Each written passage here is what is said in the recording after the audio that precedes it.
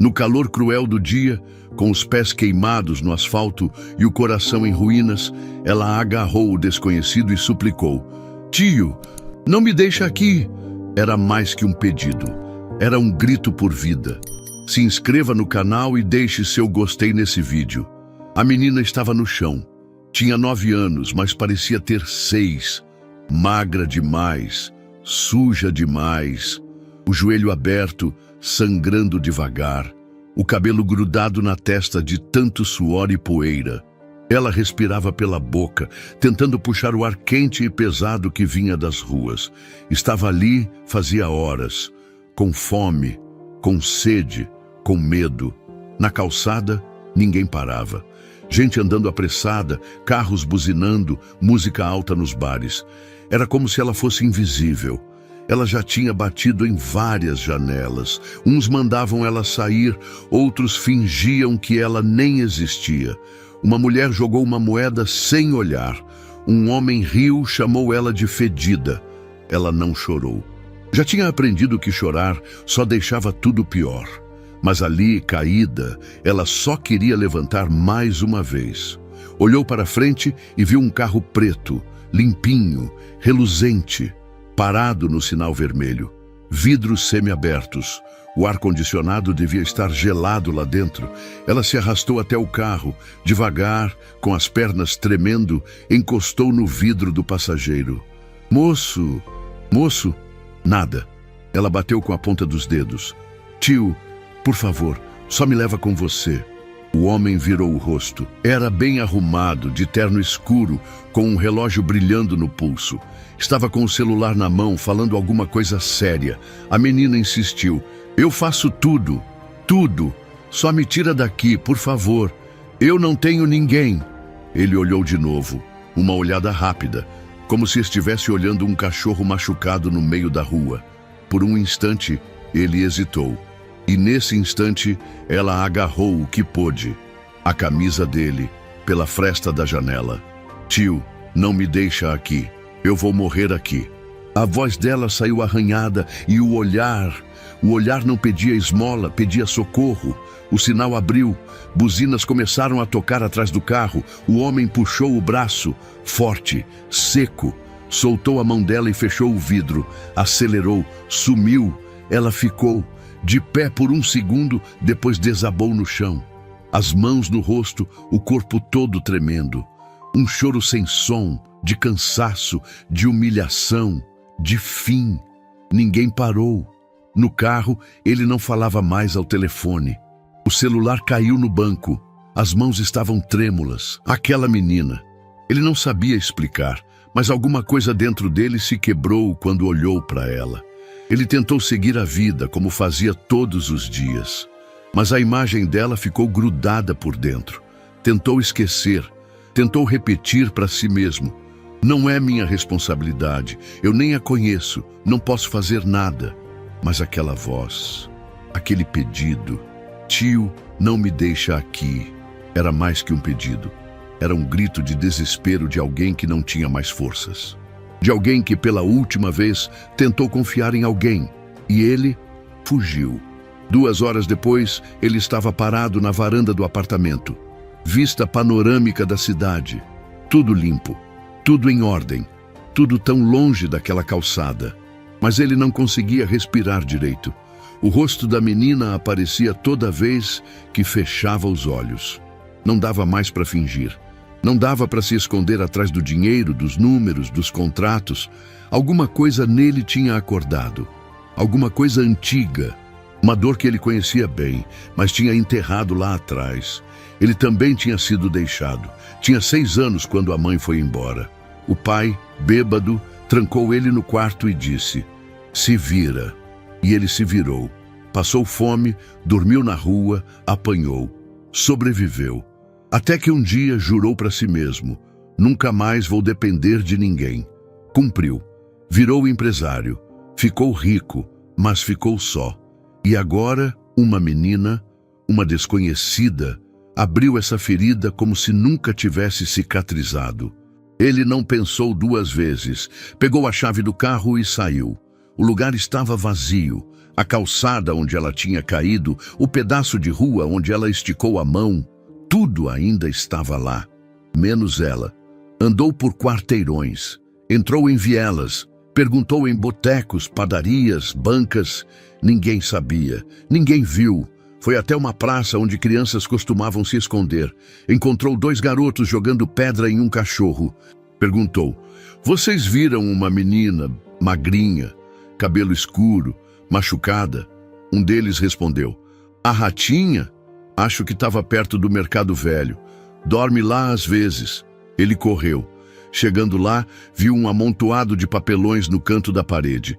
E no meio, uma boneca feita com meia rasgada. Era dela. Ele lembrava. Mas ela não estava ali. Já era noite. Ele ainda estava na rua. As mãos no bolso, o rosto suado, o coração pesado. Não lembrava a última vez que tinha andado tanto a pé. Passou por um caminhão de lixo parado. Os garis conversavam do outro lado da rua. Ele ouviu um barulho vindo de trás de uma lixeira. Um choro abafado. Foi até lá e viu. Ela estava encolhida, os joelhos contra o peito, o rosto escondido nos braços. Tremia. Quando ele se aproximou, ela se encolheu mais ainda. "Ei, sou eu, aquele homem do carro. Lembra?" Ela levantou o rosto, os olhos vermelhos, a voz fraca. "Você voltou?" Ele ajoelhou. "Voltei. Me perdoa. Eu fui um covarde. Mas eu tô aqui agora, e se você deixar, eu nunca mais vou te deixar." Ela não respondeu. Só olhou, um olhar cansado, ferido, desconfiado. Mas por um segundo, ela não fugiu. Ele tirou o paletó e colocou nos ombros dela. Pegou ela no colo. Leve, levíssima, um peso que o mundo inteiro tinha deixado cair, e agora era dele. Ela encostou o rosto no peito dele e disse, quase dormindo: "Obrigada por ter voltado, tio. O apartamento era grande demais, luxuoso demais, calado demais. Parecia uma vitrine, tudo no lugar, tudo brilhando, tudo morto. As paredes isolavam o som da cidade, mas não conseguiam abafar o que estava dentro da cabeça dele. O milionário, deitado na própria cama de linho egípcio, encarava o teto como se esperasse que alguma resposta caísse de lá. Mas não vinha nada, nem sono, nem paz. Só o eco insistente de uma frase que doía como um corte aberto. "Tio, não me deixa aqui." A cena se repetia como um pesadelo de olhos abertos. Ele no carro, ela do lado de fora, suja, fraca, agarrando a manga da camisa dele como quem se agarra ao último pedaço de mundo antes do abismo. Ele vendo o desespero nos olhos dela, sentindo o medo saindo pela pele da menina. E mesmo assim, soltando, acelerando, fugindo, como sempre fez. Como fez com o próprio passado, com os próprios traumas. Ele tinha aprendido a sobreviver fugindo, e agora, essa fuga o devorava. Tentou se convencer de novo. Ela não era sua filha. Não era sua responsabilidade. Ele não a conhecia. Era só mais uma criança entre milhares. O que ele podia fazer? Mas essas desculpas soavam pequenas demais agora. Fracas. Mentiras. Porque a verdade era outra. A verdade é que, por um instante, ele tinha visto algo nela. Algo que ele conhecia, algo que morava dentro dele também. Levantou e andou até a sala sem acender a luz. Abriu uma cerveja, bebeu pela metade, largou no balcão. Ligou a televisão só para fazer barulho, mas o som da programação qualquer só servia para destacar ainda mais o silêncio de dentro. Mudou de canal, mudou de novo. Na tela, pessoas rindo, novelas, debates políticos, comerciais de perfume, mas tudo soava falso. Em cada frase ouvia a voz dela, como se o pedido dela tivesse se fundido ao mundo. "Tio, não me deixa aqui." Era como se ela tivesse entrado no sangue dele. Voltou para o sofá, se jogou de lado, as pernas caindo no chão. Os olhos estavam secos, mas o peito parecia molhado por dentro, como se chorasse por dentro, como se estivesse afogado num mar que ninguém podia ver.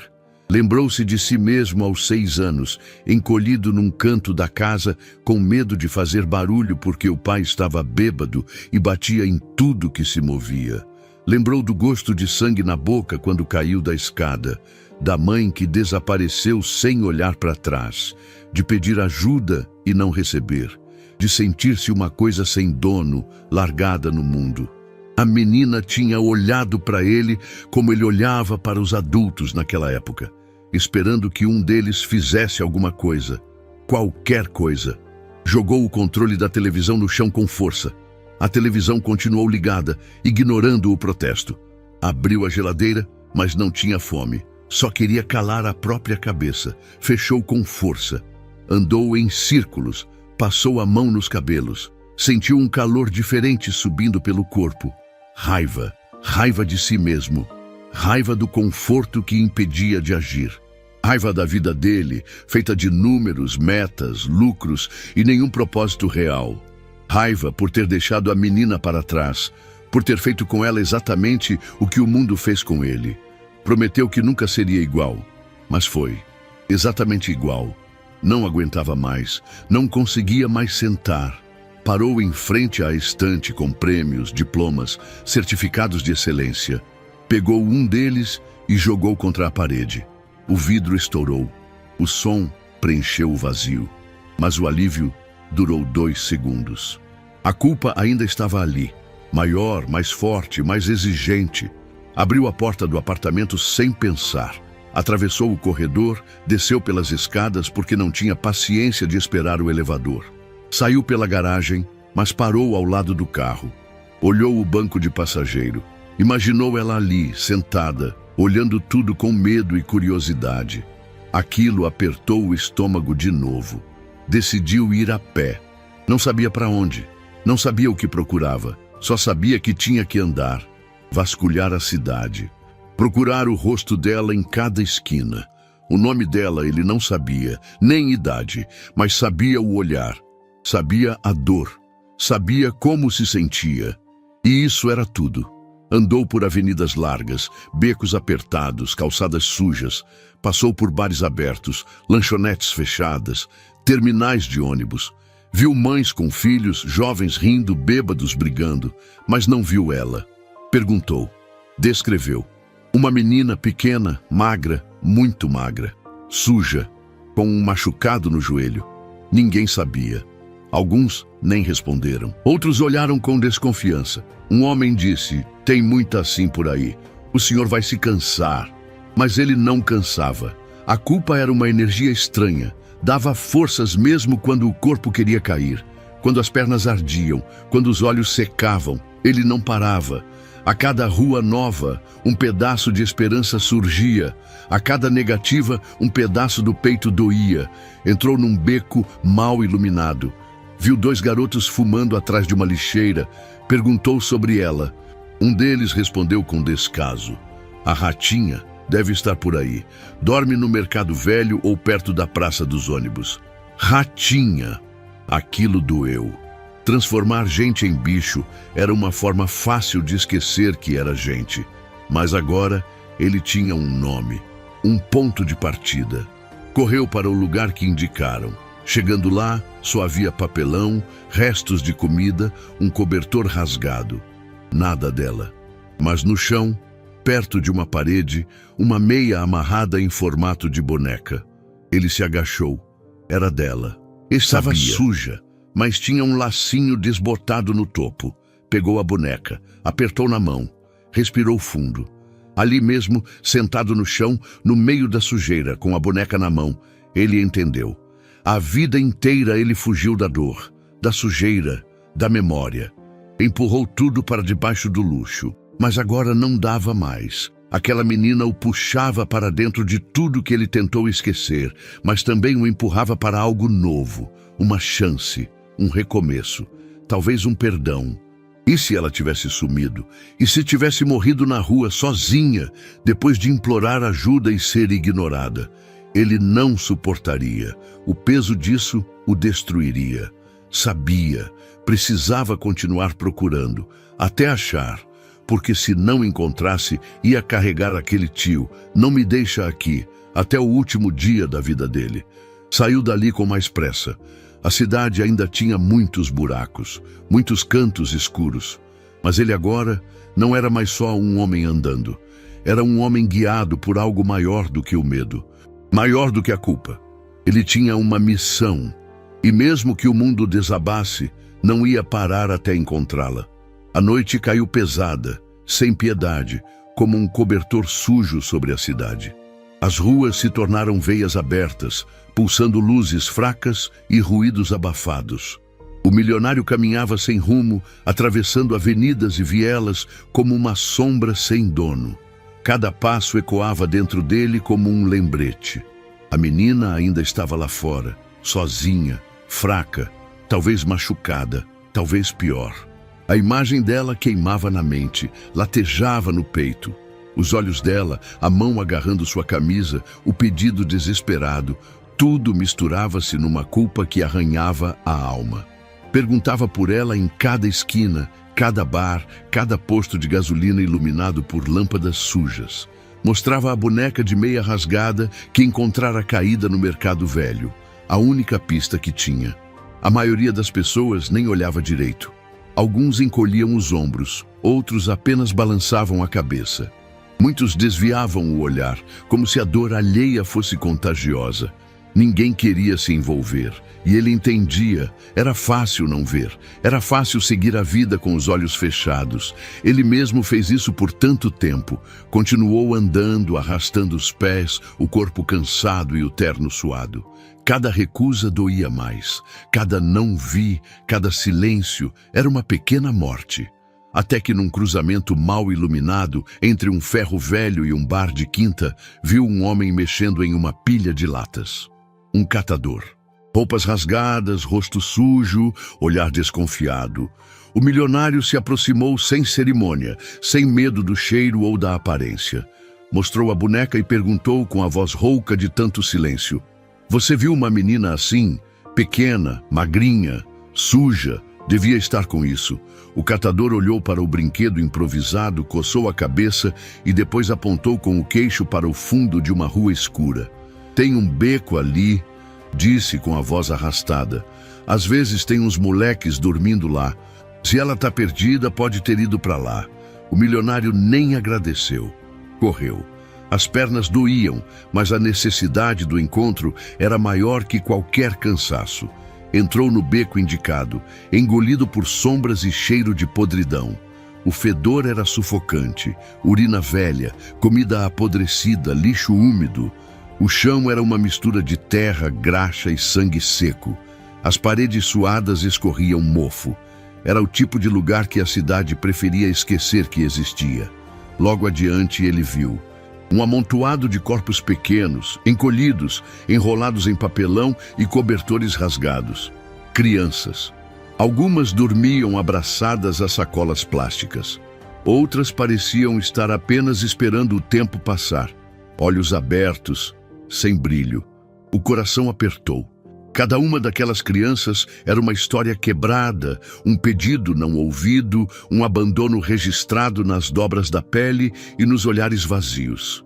Andou entre eles com cuidado, o peito rasgando. Procurou o rosto que o assombrava. Um a um, olhou. Não era ela, não era ela. Cada negativa parecia aumentar o peso nos ombros, até que, perto de uma pilha de sacos pretos, viu algo familiar no chão.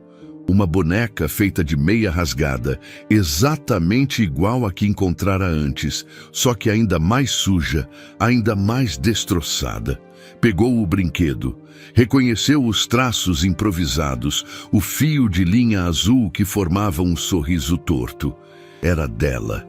Sem dúvida. Segurou a boneca com força, como se pudesse arrancar dela alguma resposta, alguma direção. Olhou em volta, mas não a viu. Ela não estava ali. Talvez tivesse passado por ali. Talvez tivesse sido levada. Talvez estivesse em algum canto ainda mais fundo daquele inferno. O desespero subiu como fogo pelas veias. Ele sentiu as pernas cederem. Sentou no chão entre o lixo e o cheiro insuportável, sujando o terno caro sem nem perceber. Não importava mais. Nada daquilo importava mais. O milionário, o empresário respeitado, o homem das reuniões e contratos, agora era só um pedaço quebrado, largado entre restos de gente esquecida. O terno não protegia da culpa. O dinheiro não comprava paz. A reputação não apagava o que ele tinha feito.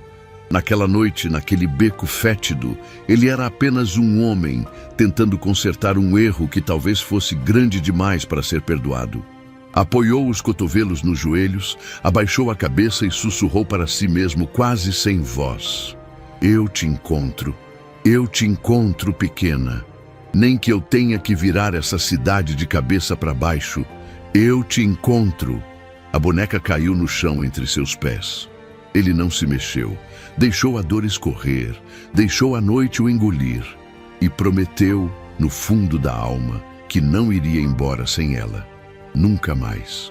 A madrugada tinha engolido a cidade. Não havia mais trânsito, nem gritos, nem pressa.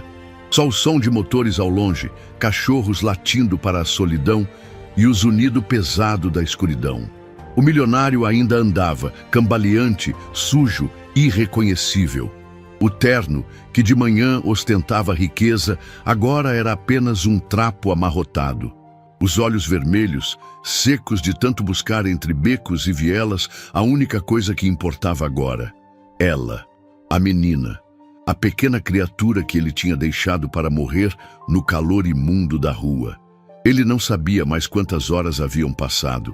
Os pés doíam dentro dos sapatos caros, a garganta arranhava por falta de água, o estômago encolhia.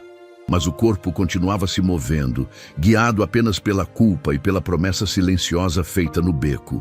Encontrá-la, custasse o que custasse. Virando uma esquina sem esperança, ele passou por um caminhão de lixo estacionado. O cheiro era tão forte que doía nos olhos. Mas entre o barulho dos ratos e o rangido de sacos sendo arrastados, algo diferente surgiu. Um som humano, fraco, quase engolido pela podridão. Um choro abafado, pequeno, desesperado. Parou. O coração disparou como se tivesse sido arrancado do peito. Olhou em volta, vasculhando a escuridão. Nada, apenas sacos, restos de comida, caixas rasgadas. Avançou devagar, como quem pisa em território sagrado. O choro ficou mais claro, mais perto. Agachou-se e puxou com as mãos um monte de lixo que formava uma barricada improvisada. E então viu. Ela estava ali, encolhida atrás dos sacos, abraçando os joelhos finos contra o peito, tremendo de frio, de fome, de medo. O rosto sujo, riscado por lágrimas secas. Os cabelos desgrenhados escondendo metade do rosto. As roupas, ainda as mesmas, agora ainda mais rasgadas, impregnadas do cheiro azedo da rua. Era tão pequena, tão frágil, que parecia impossível que ainda respirasse. Quando ele se aproximou mais, a menina o viu, e o pânico tomou conta. Ela tentou levantar, mas tropeçou nas próprias pernas. Se arrastou alguns centímetros para longe, como um animal assustado, os olhos arregalados de puro terror. Para ela, ele era só mais um adulto, mais um perigo, mais uma ameaça. Ele parou, não avançou, ajoelhou-se no chão sujo, sem se importar com nada. Estendeu as mãos, abertas, vazias, tremendo. Desculpa, disse com a voz embargada. Eu não devia ter te deixado. Eu vim te buscar, eu juro. As palavras saíram quebradas, como se tivessem que atravessar montanhas de vergonha para chegar até ela. Ele não esperava que ela acreditasse, não merecia que ela acreditasse. Só queria que ela soubesse que não estava mais sozinha. A menina hesitou. Respirava rápido, o peito magro subindo e descendo em desespero. Olhava para ele, para os lados, para o lixo ao redor. O instinto dizia para correr, mas a alma, tão ferida e tão cansada, queria ficar. Queria acreditar que dessa vez talvez fosse diferente. O milionário viu isso nos olhos dela, não uma confiança completa, isso era impossível, mas um fio, um sopro, algo que podia ser reconstruído. Lentamente, sem fazer movimentos bruscos, tirou o paletó do corpo e estendeu para ela como quem oferece abrigo contra uma tempestade. Ela não moveu as mãos, mas quando ele se aproximou mais, cuidadosamente, colocando o tecido sobre seus ombros magros, ela não rejeitou. Permaneceu imóvel, respirando rápido, mas aceitando o calor estranho daquele pedaço de roupa que cheirava a lugar seguro. Com um nó na garganta, ele tirou os sapatos dos pés. Ficou descalço no asfalto gelado e imundo. Era como se, para se aproximar dela, precisasse também abandonar todo o conforto, toda a proteção, todo o orgulho. Abaixou-se mais, passou o braço sob os joelhos dela e a ergueu como quem carrega uma coisa preciosa e quebrada. Ela era leve demais. Leve como quem foi esquecida. Leve como quem já não tinha mais forças para se manter aqui. Ela não resistiu. Apenas encostou a cabeça no ombro dele, deixando o corpo desabar como se finalmente pudesse descansar. Talvez achasse que fosse um sonho. Talvez tivesse simplesmente desistido de lutar. Ele sentiu as lágrimas caírem no rosto dela e molharem sua camisa. Ou talvez fossem as lágrimas dele, que há muito tempo se recusavam a sair. Segurou-a firme, como se pudesse protegê-la do mundo inteiro. Como se, pela primeira vez, estivesse segurando a própria infância, suja, machucada, esquecida, e estivesse tentando salvá-la com as próprias mãos. Começou a caminhar de volta, devagar, sentindo cada passo, cada batida do coração. A cidade seguia indiferente ao milagre silencioso que acontecia ali. Os faróis distantes, as buzinas ocasionais, os passos apressados de quem ainda tinha pressa. Mas para ele, o mundo tinha parado. O que importava estava em seus braços. O que valia a pena lutar estava aninhado contra seu peito. Chegou até onde havia deixado o carro horas antes. Abriu a porta com dificuldade, segurando a menina com cuidado, como quem carrega algo que não pode, de jeito nenhum, deixar cair de novo. Deitou-a no banco de trás, cobriu-a com o paletó, ajeitou o cinto de segurança com mãos trêmulas. Ela não disse nada, apenas olhou para ele por um breve instante. E nesse olhar, ele viu tudo: a dor, o medo, a dúvida. Mas também, escondido muito lá no fundo, um começo de esperança. Uma esperança tão frágil que mal se podia tocar, mas real. Entrou no banco do motorista, respirou fundo, olhou pelo retrovisor e viu a menina adormecida, esgotada. Sentiu o peito apertar, como se estivesse tentando conter um mar dentro de si. Colocou as mãos no volante, mas não ligou o carro imediatamente. Precisava sentir aquele momento. Precisava entender a gravidade daquilo. Não era mais só culpa, não era mais só remorso. Era uma responsabilidade, um novo pacto, uma nova chance. Fechou os olhos e sussurrou para si mesmo: "Eu não vou te deixar, nunca mais." E então ligou o carro. E pela primeira vez em muito tempo soube exatamente para onde estava indo. O hospital público era uma construção cinzenta, triste, que parecia carregada de uma fadiga antiga. O cheiro de álcool e sangue velho pairava no ar, misturado com o gemido abafado de quem esperava há horas por socorro. O milionário entrou carregando a menina nos braços, sujo, cansado, desesperado. Um segurança tentou barrá-lo na porta, apontando para o cartaz de "Proibido entrar sem ficha", mas bastou um olhar, aquele olhar de desespero bruto, para que o homem saísse da frente sem dizer uma palavra. No balcão, ele exigiu atendimento. Voz firme, olhos vermelhos. Não pediu, não suplicou. Exigiu. Uma enfermeira hesitou, olhou para a menina nos braços dele e correu chamar alguém. Minutos depois, uma médica de jaleco amassado apareceu. Ela olhou para a criança com um olhar rápido, profissional, mas quando viu o estado da menina, a magreza extrema, os hematomas antigos, as feridas expostas, seu rosto endureceu. Mandou que levassem a menina imediatamente para a triagem. Colocaram-na numa maca com cuidado, conectaram tubos, aferiram a pressão, tentaram medir a febre. O milionário acompanhava tudo de perto, sem desviar os olhos um segundo sequer. Quando a médica se aproximou, perguntou: "O senhor é o pai?" Houve uma pausa, uma hesitação pequena, mas carregada de significado. Ele abriu a boca, fechou, respirou fundo e respondeu com a voz mais honesta que já usou na vida: "Não, ainda não." A médica assentiu, sem questionar mais nada.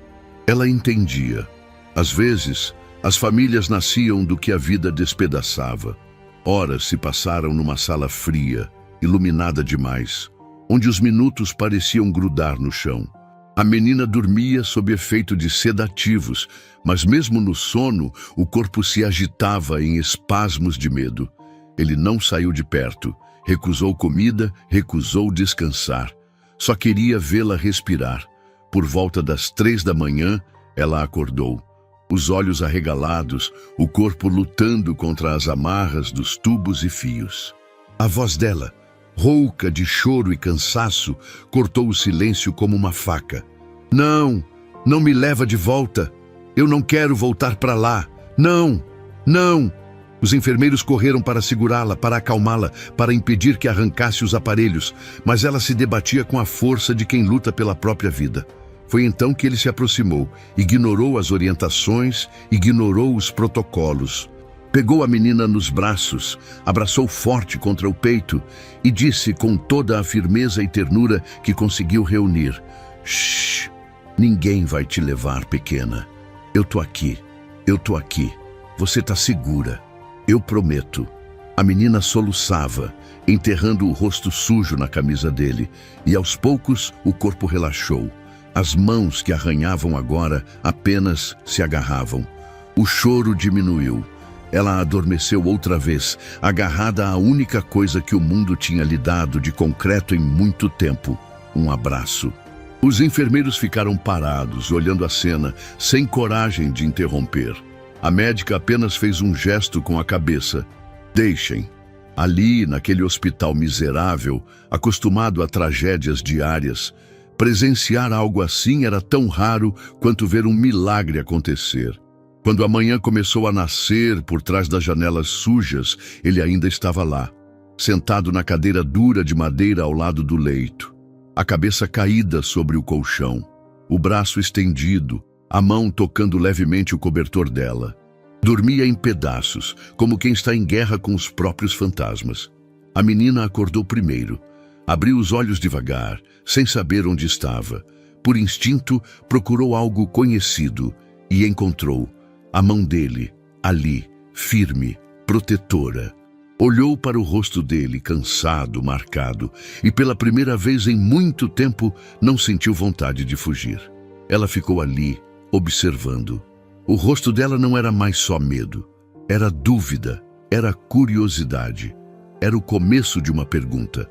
Quando ele despertou, levou alguns segundos para se situar. Piscou os olhos pesados, ajeitou o corpo dolorido, olhou para ela e, num fio de voz, ela perguntou: "Por que você voltou?" A pergunta era simples, mas carregava um mundo inteiro dentro dela. Não era sobre logística, nem sobre moralidade. Era sobre algo que ele mesmo lutava para entender. Respirou fundo, passou a mão nos cabelos desgrenhados. Depois falou, olhando nos olhos dela sem desviar: "Porque eu também precisei de alguém, e ninguém voltou para mim." A menina não respondeu, apenas continuou olhando, como se estivesse tentando encontrar a verdade dentro dele. E encontrou. Fechou os olhos, respirou fundo, e pela primeira vez relaxou de verdade. Não era um final, não eram felizes para sempre. Era apenas o primeiro tijolo de algo novo. Algo que ambos nunca tiveram, mas que talvez, apenas talvez, pudessem construir juntos. Ali, naquele leito duro, sob a luz fria do hospital, 2 corações partidos começaram a pulsar no mesmo compasso. E pela primeira vez, ela dormiu sem medo. A alta foi silenciosa. Alguns papéis assinados às pressas, orientações rápidas da equipe médica, olhares discretos de quem testemunhou algo raro. A menina saiu nos braços do milionário, envolta no paletó que já havia se tornado seu escudo improvisado. O carro os esperava no estacionamento sujo do hospital, destoando da miséria ao redor como uma lembrança viva de que o mundo, lá fora, funcionava com outras regras. O trajeto de volta foi feito em silêncio. Ela olhava pela janela com olhos enormes, absorvendo tudo, como se cada poste, cada árvore, cada vitrine fosse uma cena nova de um filme estranho. Ele, ao volante, roubava olhares pelo retrovisor, preocupado, perdido em pensamentos que se amontoavam sem espaço para se organizar. Chegaram ao prédio. Um edifício de fachada moderna, portaria automatizada, segurança vigiando tudo. Entraram. O elevador subiu em um silêncio espesso. Quando a porta do apartamento se abriu, o contraste foi imediato. Era outro mundo. Tudo limpo demais, branco demais, silencioso demais. A menina ficou parada na entrada, os pés sujos hesitando em pisar no chão brilhante, os olhos varrendo o ambiente com desconfiança. Não tocou nada, não disse nada. Apenas ficou ali, como se tivesse invadido um lugar onde não deveria estar. Ele tentou agir com naturalidade. Deixou a chave sobre o balcão, tirou o paletó, afrouxou a gravata. Foi até a cozinha, abriu a geladeira, preparou um café com leite, esquentou o pão no forno. Fez tudo de maneira desajeitada, como quem tenta aprender uma nova linguagem com gestos. Colocou a xícara sobre a mesa, empurrou para ela com cuidado. A menina olhou, primeiro para a bebida, depois para ele. Não se moveu. Era como se não soubesse que aquilo era para ela. Como se não soubesse que merecia algo bom, algo quente. Ele sorriu, um sorriso triste, e sentou na outra ponta da mesa, respeitando o espaço dela. Ligou a televisão, procurou um canal de desenhos animados. Achou um. Deixou tocando, cheio de cores, músicas bobas, personagens exagerados. Ela virou o rosto para a tela curiosa, mas não riu, nem sorriu, nem piscou. Assistia como quem observa um idioma estrangeiro, tentando entender o que deveria sentir. O café esfriou na xícara. O pão ficou duro no prato. Ele percebeu que não seria naquele momento que quebraria o gelo. A menina precisava de tempo, de provas, de constância, coisas que ela nunca teve. Então ele teve uma ideia. Pegou as chaves de novo, vestiu o casaco e disse, com uma voz suave: "Vamos sair um pouco." Ela hesitou, mas a curiosidade venceu. Caminharam até uma praça pequena, escondida entre prédios altos. Era um espaço simples, com árvores raquíticas, bancos de cimento, um parquinho enferrujado. Mas ali havia algo precioso. Crianças brincando, risos soltos no ar. A energia viva de quem ainda acreditava que o mundo podia ser bom. Ele foi até um vendedor ambulante e comprou uma bola colorida. Entregou para ela. A menina segurou a bola com as duas mãos, desconfiada, sem saber o que fazer. Ele sorriu, apontou para o espaço aberto e deu o primeiro chute. A bola rolou devagar até ela. Parou encostada no pé pequeno e descalço. Ela olhou para a bola, depois para ele. O rosto sério, a testa franzida, como quem encara um desafio impossível. Com um gesto tímido, deu um chute desajeitado. A bola veio na direção dele, torta, lenta. Ele fingiu cair para trás, como se o chute tivesse sido fortíssimo. Ela arregalou os olhos e riu. Foi um som curto, rouco, tímido, como uma porta se abrindo depois de anos emperrada. Mas era riso, era vida. Ele congelou, não se mexeu, não falou, não sorriu de volta de imediato. Apenas ficou ali, absorvendo aquele momento como se fosse o acontecimento mais importante da sua existência. E era. Ela riu de novo, um pouco mais solta, vendo a cara boba que ele fazia. E pela primeira vez desde que tudo começou, ele viu nela algo além da dor. Viu uma centelha, viu esperança, Passaram horas ali, jogando bola, rindo aos tropeços, aprendendo a existir juntos. A menina caiu algumas vezes, ralou o joelho, sujou ainda mais o vestido, mas cada vez que se levantava, trazia um pedaço de coragem no sorriso. Quando o sol começou a sumir por trás dos prédios, eles voltaram para casa. A menina exausta, mas diferente. Algo dentro dela tinha mudado. Algo dentro dele também. No apartamento, ele preparou um banho quente, improvisou um pijama velho, ajeitou o sofá como cama. Cobriu-a com um cobertor macio, comprou um travesseiro novo só para ela. Apagou as luzes, deixou só uma luminária acesa no canto. Antes de sair da sala, parou na porta, olhou para ela. A menina já dormia. O rosto tranquilo, sereno, os cabelos espalhados no travesseiro como uma moldura bagunçada. Parecia menor ainda ali, tão entregue, tão vulnerável. Ele se aproximou, ajoelhou ao lado dela, arrumou uma mecha de cabelo para trás da orelha e sussurrou mais para si do que para ela. Você sorriu hoje, pequena, e isso vale mais que qualquer empresa que eu já tive.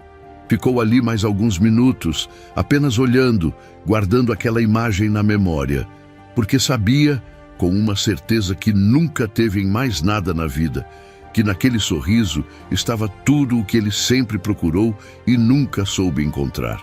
Não era sobre salvar alguém, era sobre se salvar junto. E naquela noite, pela primeira vez, ambos dormiram em paz. A rotina começava a se desenhar. Aos poucos, com passos curtos e silenciosos, a menina começava a ocupar os espaços da casa como quem testa um terreno novo. Já não hesitava tanto em sentar no sofá. Já aceitava o café com leite de manhã. Não falava muito, mas observava tudo com a atenção de quem nunca teve o direito de baixar a guarda. O milionário aprendia a ser outra coisa, menos executivo, menos rígido, mais humano. Estava descobrindo com cada gesto que cuidar não era planejar, nem controlar. Era estar. E ele estava. Naquela manhã, resolveram sair juntos. Um dia comum, um passeio leve. Ela queria ver os peixes na banca do mercado. Nunca tinha visto um peixe de perto. Ele sorriu e disse que sim. Caminharam lado a lado pelas ruas movimentadas. Ela usava uma roupa nova, simples, confortável. Sandália no pé, cabelo preso com um elástico colorido. Ele a observava com um misto de orgulho e temor, como quem segura uma flor recém-plantada num lugar onde sempre chove granizo. Chegaram a uma feirinha de bairro. Gente de todo tipo circulava, vozes altas, cheiros fortes, cores espalhadas. Ele segurava a mão dela com firmeza, mas sem força. Ela andava devagar, olhando tudo, como quem coleciona memórias com os olhos. Passaram por barracas de frutas, brinquedos, roupas. Pararam numa banca de peixes. Ela ficou ali, encantada, apontando para os olhos brilhantes dos animais imóveis sob o gelo. Foi então que ele apareceu. Um homem sujo, de barba rala e olhos fundos. Usava uma camiseta rasgada, carregava uma sacola plástica com latas vazias. Veio por trás rápido e segurou o braço da menina com violência. Aí, ratinha, achei você. A menina congelou. O rosto perdeu toda a cor. As pernas tremeram. O corpo ficou rígido. Ela tentou soltar o braço, mas ele apertou mais forte. Fica aí, sua ingrata. Você fugiu de mim, vai ver só quando a gente chegar em casa. O milionário demorou um segundo para entender. O instinto demorou, mas veio. A raiva explodiu. Avançou sobre o homem e empurrou com força. Solta ela. Agora. O homem cambaleou, mas não caiu. Riu. Um riso feio, sem dentes, carregado de desdém. Quem é você, playboy? Outro que quer brincar de pai? Essa aí é minha. Ela me deve. Eu cuidei dela. Dei comida, dei teto. Agora vai pagar do jeito que eu quiser. A menina chorava em silêncio, os olhos arregalados, a respiração curta. Tentava se esconder atrás do milionário que agora se colocava entre os dois com o corpo inteiro. Você não vai chegar perto dela. Nunca mais. O tom da voz era diferente. Não era grito, não era bravata. Era uma ordem que nascia do fundo do peito. Um tipo de coragem que ele nunca soube que tinha. O homem olhou em volta. Algumas pessoas começaram a se aproximar. O burburinho crescia. Alguém puxou o celular. Outro começou a filmar. O agressor pareceu entender que o jogo havia mudado. Apontou o dedo para a menina cuspindo no chão. Isso não acabou. Ela vai voltar rastejando, igual todos voltam. Virou as costas e desapareceu entre as barracas. O milionário se ajoelhou. Pegou a menina nos braços. Ela tremia, chorava baixinho, os olhos vermelhos, o corpo em choque. Ele não dizia nada, apenas a segurava, abraçava, protegia. Você está segura. Eu tô aqui. Eu tô aqui. As pessoas ao redor começaram a se dispersar. O vídeo filmado já circulava nos celulares, mas ali, naquele instante, só importavam os dois. Só existia aquela menina em ruínas e aquele homem aprendendo ali mesmo a ser abrigo. Ele a levou para casa nos braços. No carro, ela não soltou a mão dele um segundo sequer. E pela primeira vez, ele entendeu o que significava ter responsabilidade por outro ser humano. Não era sustentar, não era doar, era enfrentar monstros, era virar escudo. Ao chegar, ela recusou comida. Não quis tomar banho, apenas encolheu-se no sofá como fazia quando dormia na rua. O cobertor até o nariz, o olhar fixo no nada. Ele sentou do lado dela e ficou em silêncio. Sentia que qualquer palavra podia desmoronar tudo de novo. Horas depois, ela falou: "Achei que ninguém ia me proteger nunca mais." A voz saiu como um sussurro arranhado. Ele não respondeu de imediato. Engoliu seco e então disse com toda a força do coração: "Eu prometi que não ia te deixar e não vou." Ela não respondeu, mas naquela noite dormiu com a cabeça no colo dele e ele ficou acordado até o dia amanhecer. O sol nasceu sem que ele percebesse. Continuou ali, imóvel, com a menina adormecida no colo, sentindo o peso leve dela e a responsabilidade pesada que agora carregava dentro do peito. Cada respiração que ela dava parecia reforçar a promessa que havia feito: proteger, cuidar, permanecer. Quando os primeiros raios invadiram a sala, dourando o chão e desenhando silhuetas nas paredes, ele finalmente piscou os olhos secos e doloridos. Ela ainda dormia, mas o rosto estava diferente, menos tenso, menos machucado, como se, pela primeira vez em muito tempo, seu corpo tivesse permitido descansar de verdade.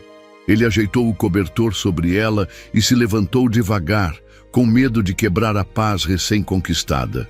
Foi até a cozinha, preparou café, esquentou leite, colocou 2 fatias de pão na torradeira. Movia-se em silêncio, redescobrindo o significado de cada gesto pequeno, cada rotina comum que agora parecia um ritual sagrado. Enquanto passava manteiga no pão, ouviu passos tímidos atrás de si. Virou-se. Ela estava ali, de pé na porta da cozinha, abraçando o próprio corpo com uma expressão incerta. Não era medo, nem rejeição. Era apenas a insegurança de quem ainda não sabia se podia confiar que o mundo não iria se desfazer a qualquer momento. Ele sorriu, um sorriso pequeno, sincero, e colocou uma caneca na mesa, deslizando-a até o lado dela. "Café com leite", disse. "Do jeito que você gostou aquele dia." Ela caminhou devagar, sentou na cadeira de ponta dos pés e segurou a caneca com as 2 mãos, como se fosse algo precioso demais para ser derrubado. Tomaram o café em silêncio, mas era um silêncio confortável, cheio de pequenas presenças. Às vezes, os olhares se cruzavam e desviavam. Às vezes, um sorriso tímido surgia no canto da boca.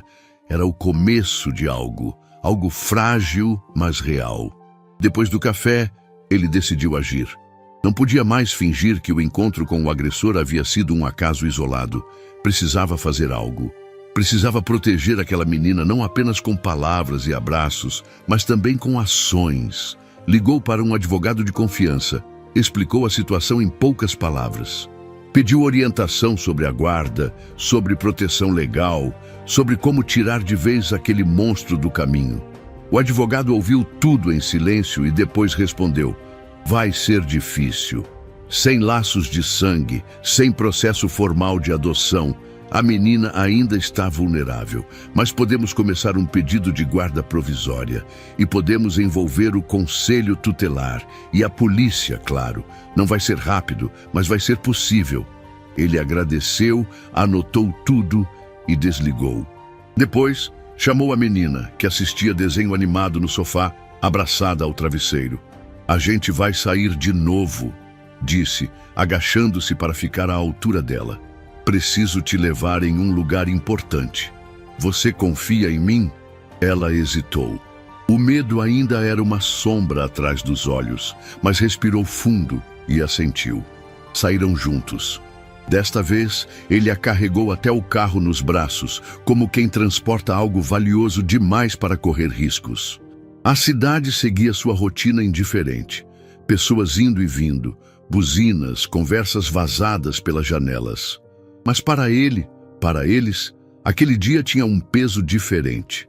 Chegaram ao conselho tutelar. Um prédio simples, paredes descascadas, cheiro de papel velho.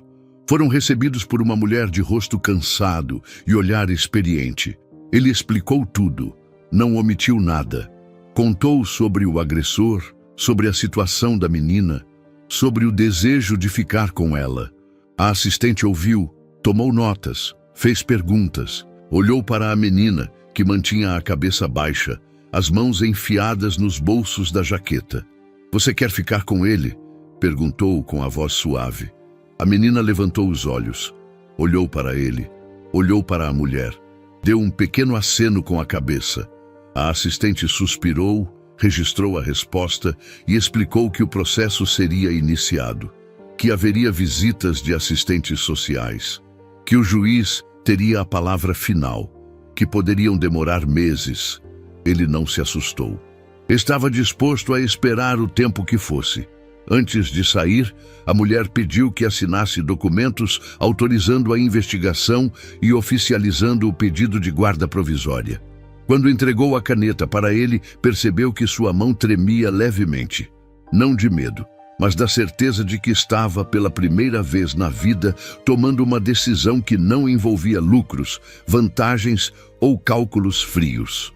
Saíram do prédio e caminharam até uma sorveteria. Sentaram-se numa mesa ao ar livre. Ele pediu 2 sorvetes. Ela escolheu morango. Sorriu tímido ao dar a primeira lambida. Foi ali, com o sol batendo nas costas, o barulho da cidade ao redor, o gosto doce do sorvete, que ele viu algo que o paralisou. Ela gargalhou.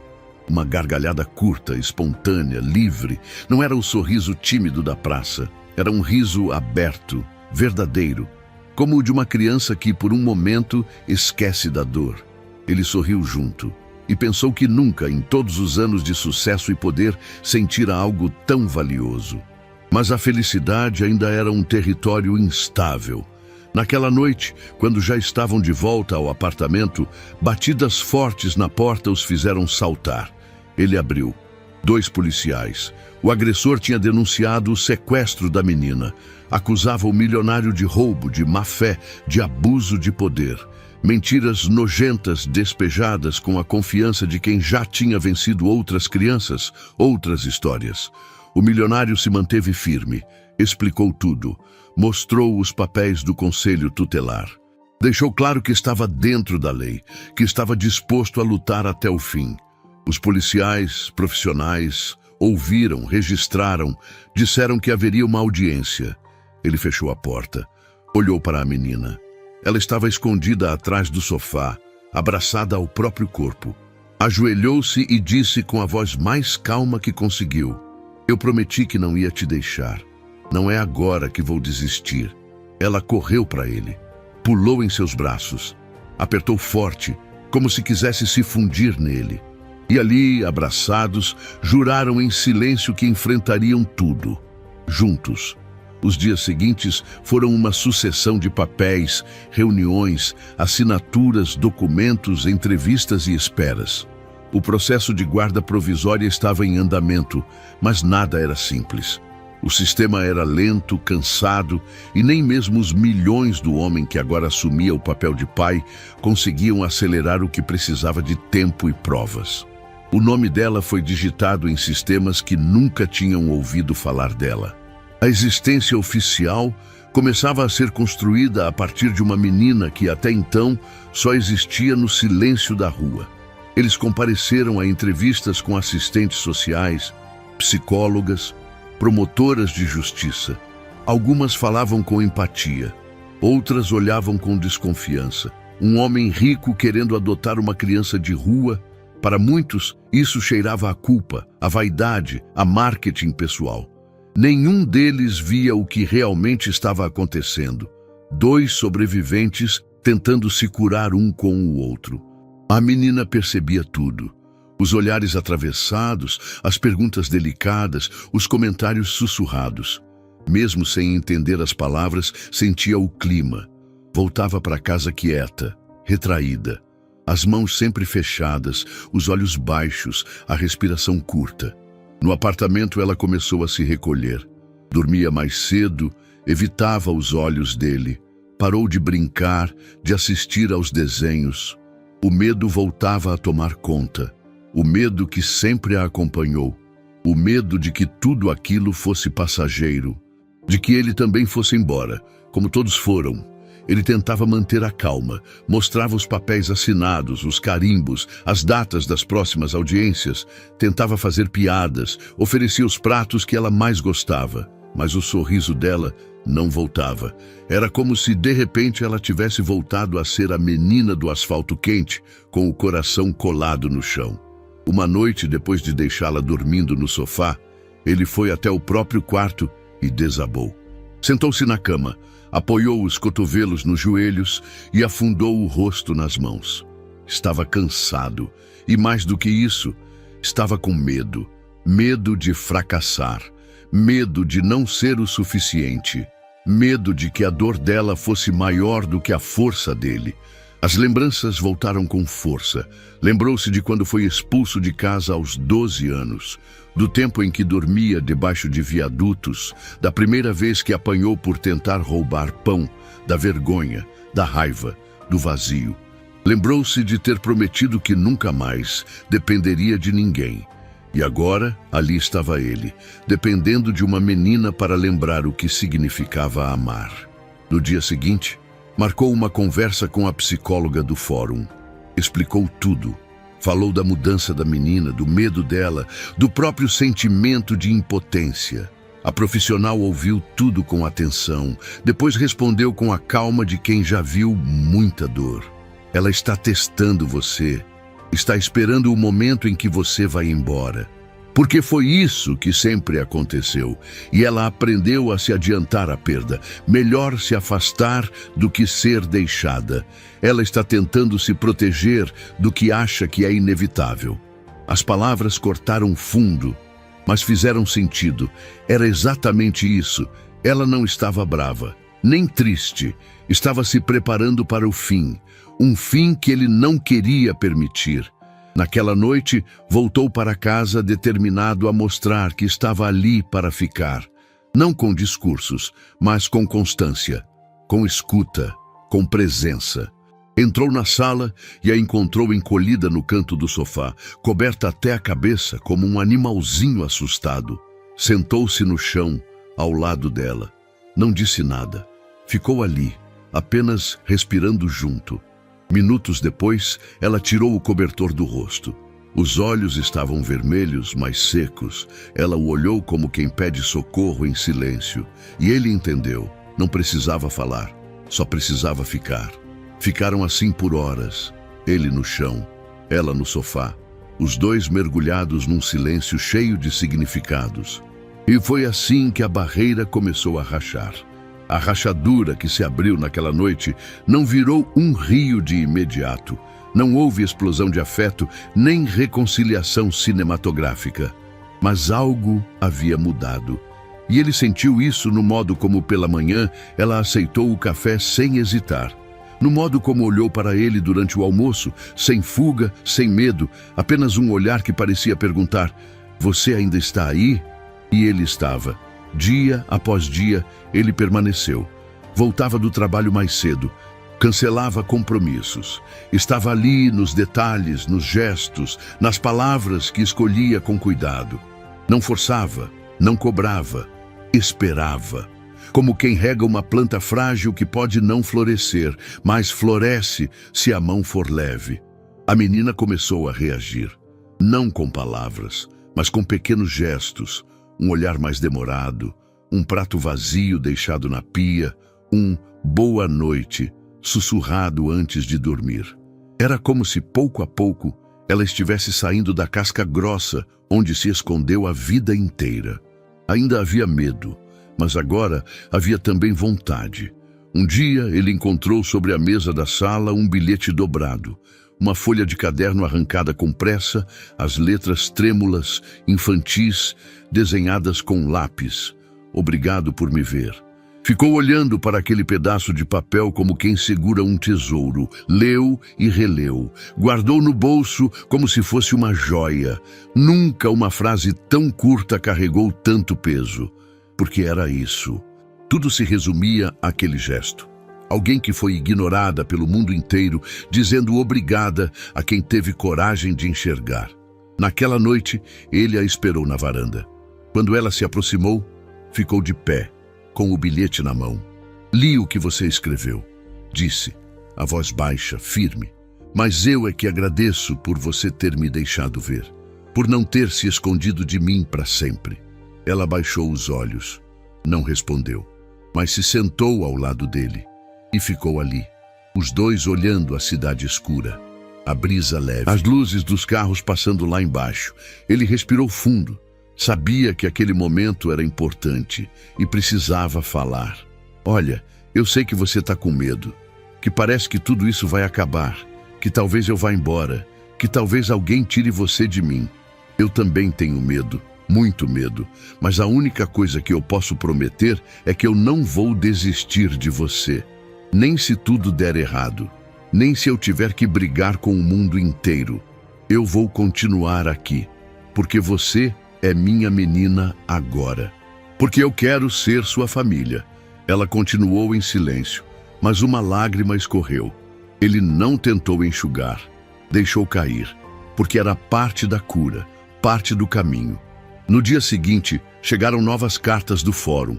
A audiência para avaliar a guarda provisória seria em breve. O relatório da assistente social estava pronto. Ele leu com atenção. Era bom. Falava da conexão visível entre os dois, do progresso da menina, do ambiente saudável, da segurança emocional. Mas havia um trecho que doeu.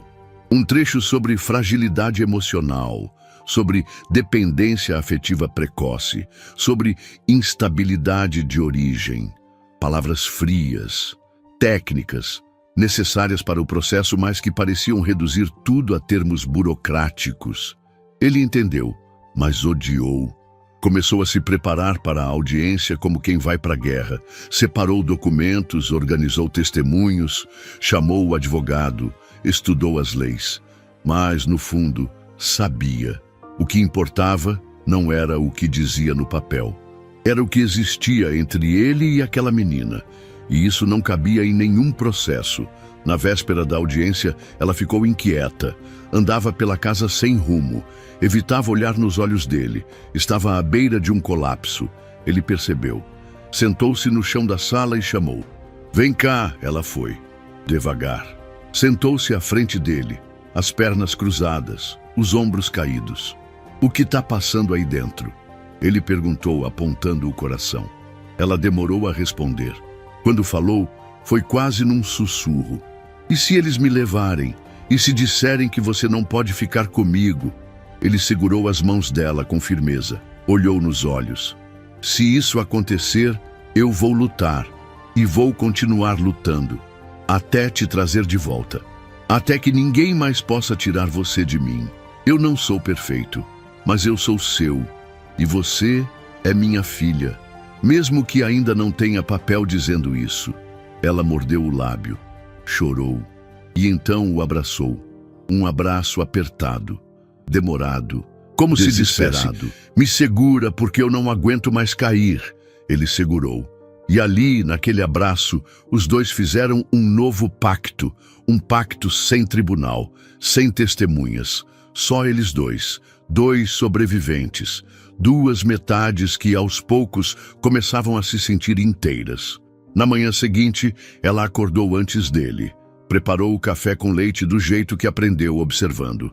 Colocou a xícara na mesa. Sentou-se em silêncio, esperando ele aparecer. Quando ele chegou, os dois sorriram. Um sorriso sem medo, porque finalmente sabiam que não estavam mais sozinhos. O tempo começou a passar de maneira diferente.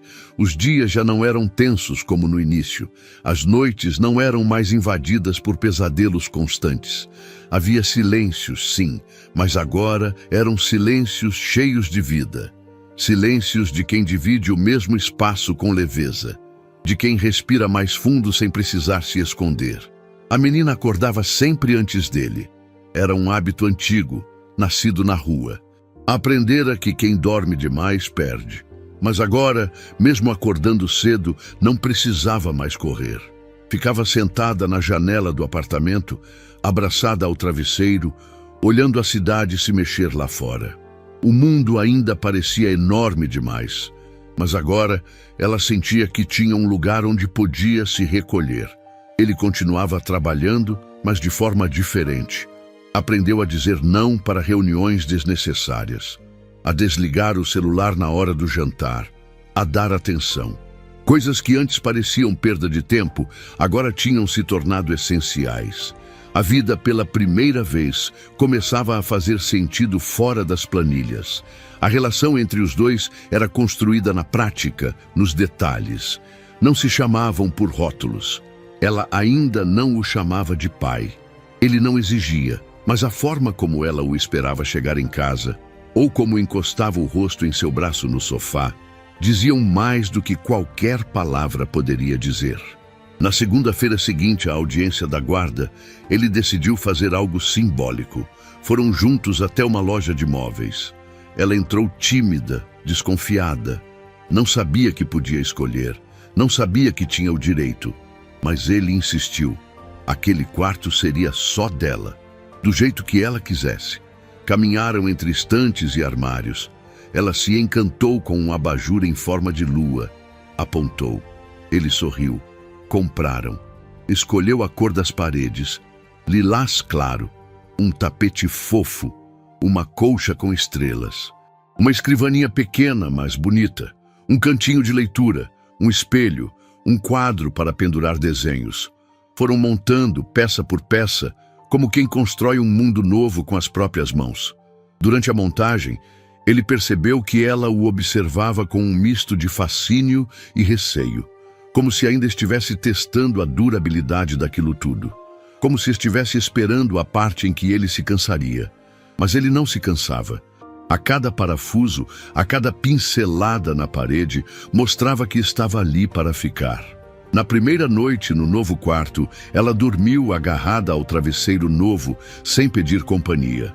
Mas antes de fechar a porta, chamou baixinho. "Se eu gritar, você vem?" Ele respondeu com firmeza.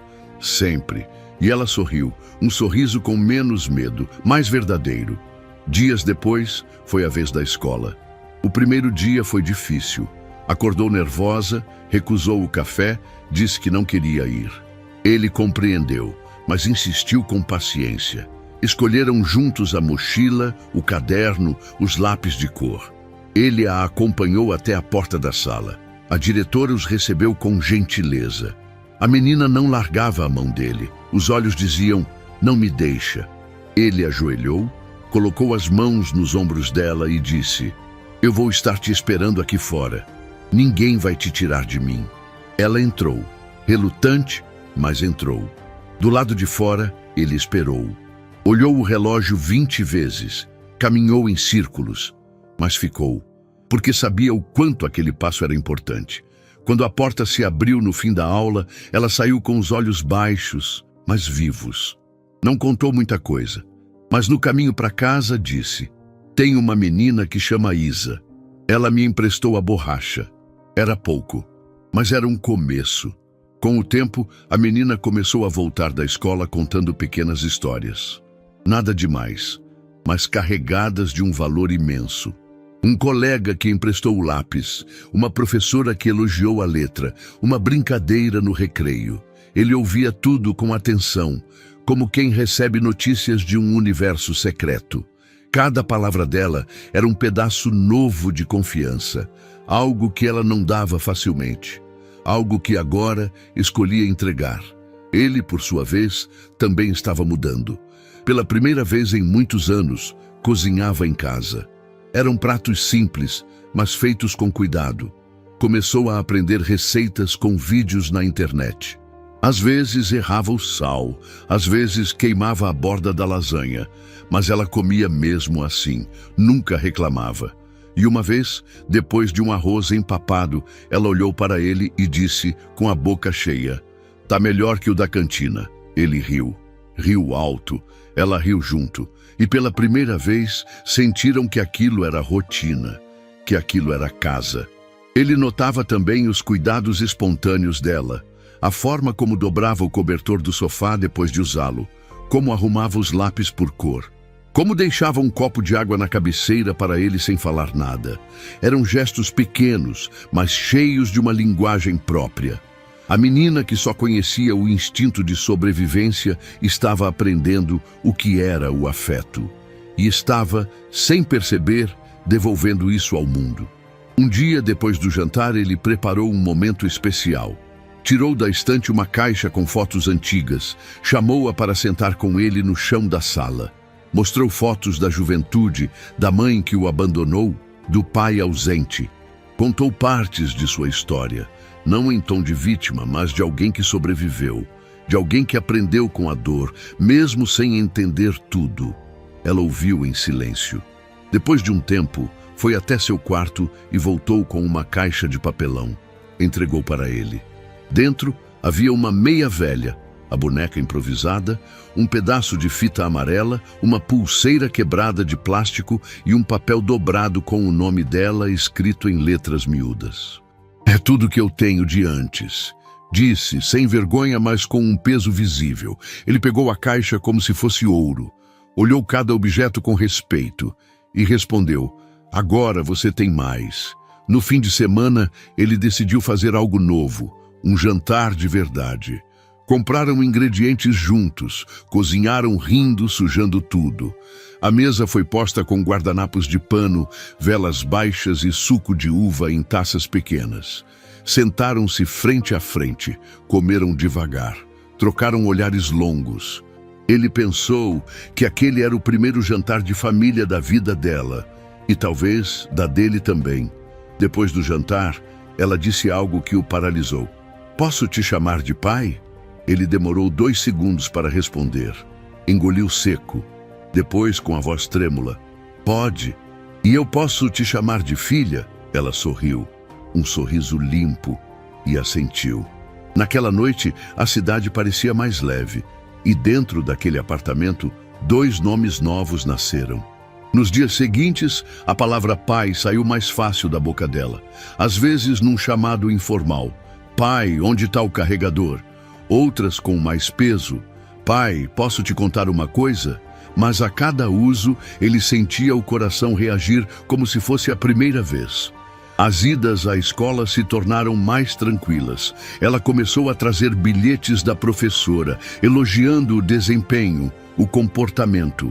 Fez amizade com 2 meninas e passou a trocar mensagens com elas pelo celular velho que ele deu, com um plano simples, só para emergências. Mas ela usava com responsabilidade, sabia o valor daquilo. Ele, por sua vez, continuava aprendendo. Agora dividia o tempo entre o trabalho e as tarefas de casa. Acordava mais cedo, fazia panquecas nas quartas-feiras, acompanhava a lição de casa quando ela pedia ajuda. À noite, lia histórias, algo que nunca fez com ninguém. Às vezes, ela dormia antes do fim, e ele continuava lendo, só pelo prazer de vê-la dormir com os olhos sonhando.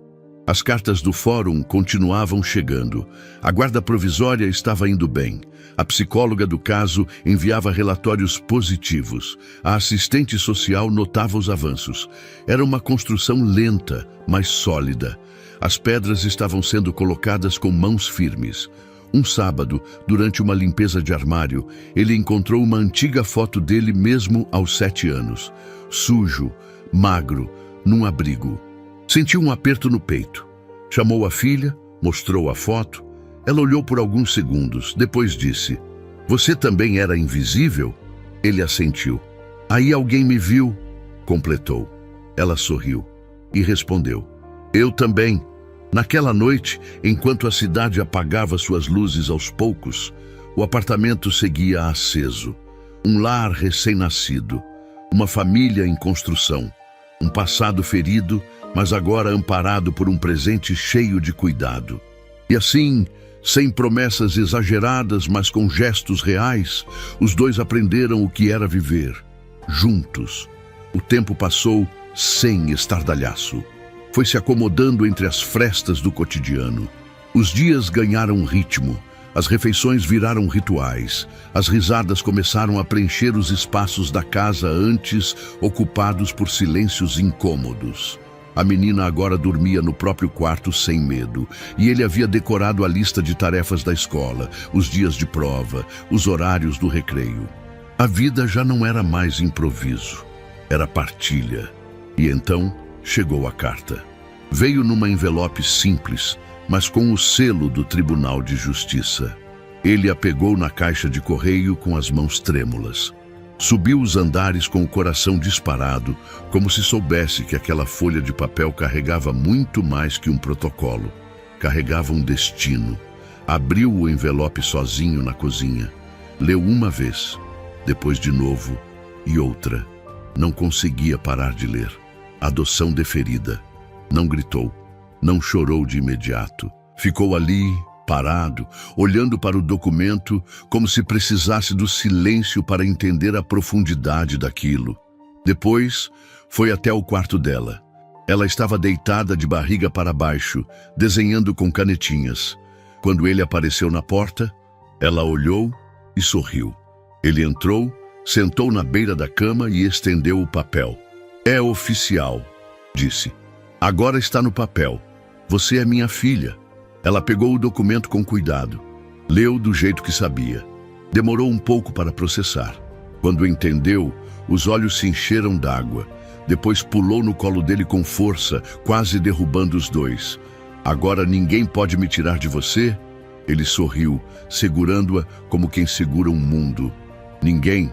Aquela noite foi celebrada com pizza, brigadeiro e uma playlist de músicas escolhidas por ela. Dançaram na sala, riram até cansar e dormiram abraçados no sofá, como nos primeiros dias. Mas agora era diferente. Agora não havia mais medo de que o amanhã trouxesse separação. O amanhã, pela primeira vez, era deles.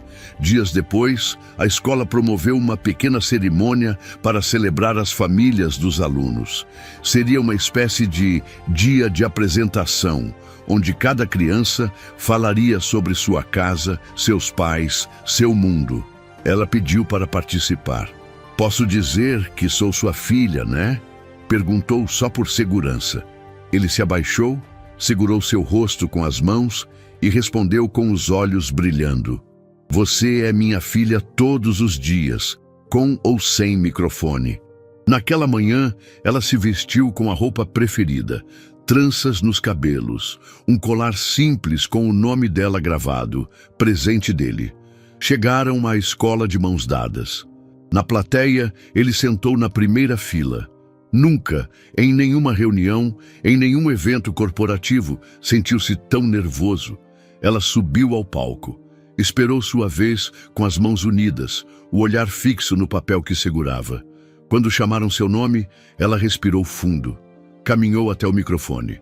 A voz ainda tremia, mas não hesitou. "Meu nome é Clara, e esse aí é meu pai. Ele me achou num lugar muito feio e me trouxe para um lugar muito bonito. E agora eu tenho cama, comida, escola e abraço. E eu sou filha dele porque a gente escolheu ser." O salão ficou em silêncio por alguns segundos. Depois, os aplausos vieram. Longos, quentes, de verdade. Ele chorou, sem vergonha. Chorou como um menino. Como o menino que foi jogado para fora de casa e nunca mais soube o que era ter um lar. Agora sabia. Estava ali diante dele, falando com o mundo de cabeça erguida. Ela desceu do palco correndo e pulou no colo dele. E ali, no meio de uma plateia cheia de pais, mães e filhos, os dois encontraram um lar dentro um do outro. Naquela noite, depois da apresentação na escola, eles voltaram para casa a pé. Ela queria andar. Disse que gostava de sentir o vento no rosto. Estava leve, como se os anos de dor tivessem ficado pelo caminho. Ele segurava a mochila dela num ombro e a mão pequena na outra. Iam conversando sobre nada, ou sobre tudo. Sorvete, tarefa de casa, o nome de um colega engraçado, o que veriam no filme do fim de semana. E no meio de uma travessia, ela puxou o braço dele e disse sem aviso: "Sabe aquele dia no sinal?" Ele olhou para ela, atento. "Quando eu falei, tio, não me deixa aqui?" "Lembro", respondeu, sentindo o peito apertar. Ela olhou para a rua, depois para ele. "Achei que você não ia voltar, que eu ia sumir igual todo mundo." Ele apertou a mão dela. "Mas eu voltei." "Voltou", ela confirmou, como quem finalmente aceitava o impossível. Caminharam mais um pouco em silêncio. Ele lembrava daquele dia com clareza brutal. O rosto dela coberto de poeira, os olhos arregalados, a mão segurando sua camisa como se a vida dependesse daquilo, e dependia. Por tanto tempo, tentou enterrar essa memória. Agora entendia. Não precisava apagar o passado. Precisava transformá-lo. Ao chegar em casa, ela foi direto para o quarto. Pegou a caixa com seus poucos objetos antigos, a boneca de meia, a fita, o papel amassado com o nome escrito. Colocou tudo com cuidado dentro de uma nova caixa, maior, mais firme. Em cima, colou uma etiqueta com canetinha. "Coisas que sobreviveram comigo." Ele viu aquilo e entendeu o gesto. Era uma forma de não apagar, de reconhecer, de lembrar, mas sem se ferir mais. Eram marcas, não feridas, e essa diferença era tudo. Os dias que se seguiram foram de calmaria. Pela primeira vez, o lar que construíram juntos começou a ter o sabor da estabilidade. Os medos ainda existiam, mas estavam mais distantes. Ela já sabia que podia acordar no meio da noite e ele estaria lá. Já sabia que podia errar e não seria abandonada. Já sabia que o amor não era só promessa, era presença. Um domingo, ele a levou para ver o mar. Nunca tinha visto. Quando pisou na areia, ela ficou paralisada por alguns segundos. O som das ondas, o cheiro da maresia, o horizonte sem fim, tudo era novo. Correu até a beira da água, molhou os pés, gritou de alegria. Ele ficou parado vendo, gravando cada segundo na memória. Ela voltava, ria, jogava água nele, depois corria de novo. Em um momento ela parou com os pés enterrados na areia molhada e perguntou: "O que a gente faz agora?" Ele pensou. Olhou para o mar, depois para ela, e respondeu: "Agora a gente vive." Ela sorriu.